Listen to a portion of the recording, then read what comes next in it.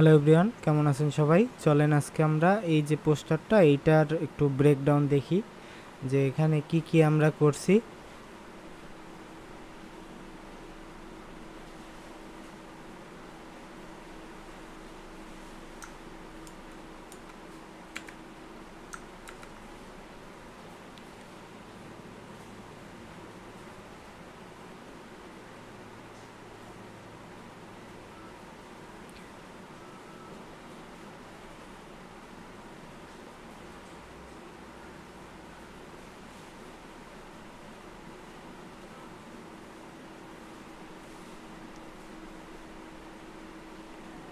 আচ্ছা, এইটা হচ্ছে ডিটেলস, এইটা হচ্ছে আমাদের টাইটেল, এবং তারপরে আমরা দেখি কোথায় কি কি করা হয়েছে। এই ছিল মেইন পিকচার।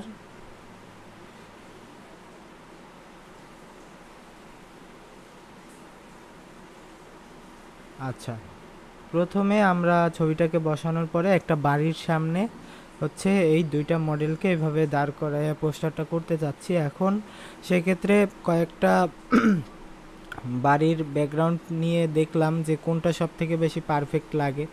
তো এই 3-4টা ব্যাকগ্রাউন্ড দেখার পরও ওরকমভাবে পারফেক্ট পাচ্ছিলাম না।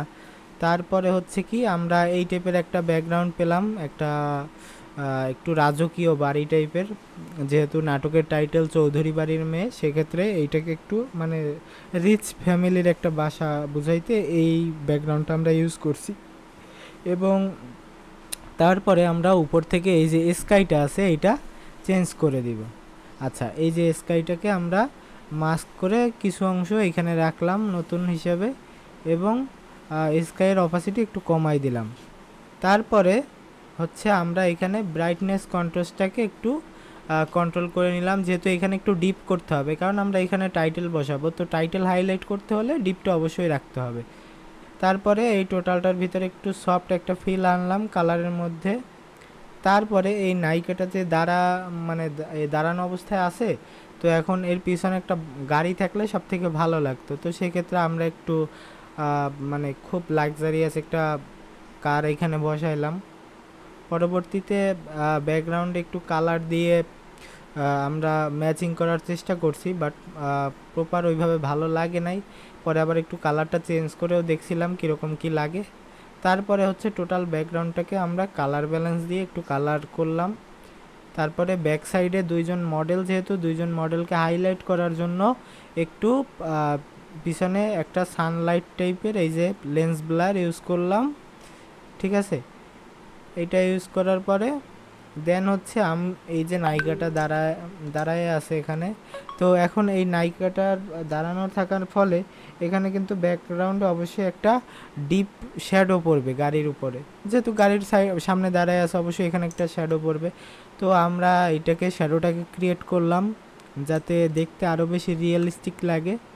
তারপর হচ্ছে দেখেন মেইন ছবিটা ছিল এই, সেটাকে আমরা কালার এবং রিটাচ করলাম।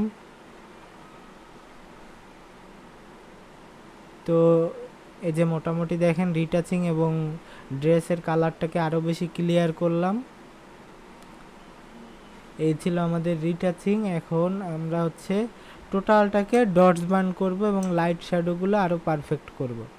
আচ্ছা, এই যে ডটস বান অ্যাড করে দিলাম, আপনি দেখেন টোটালি ডিজাইনের মধ্যে একটা গ্লোসি ব্যাপার চলে আসছে। তারপরে হচ্ছে নিচ থেকে আমরা একটা ডিপ শ্যাডো দিলাম, কারণ এইখানে আমাদের ডিটেলগুলো অ্যাড হবে এই জন্য। তারপরে দেখেন এই ব্যাকগ্রাউন্ডের সাথে প্রপার মিক্স করার জন্য আমরা এইখানে হাতের উপর থেকে একটা সানলাইট ইউজ করলাম। হ্যাঁ,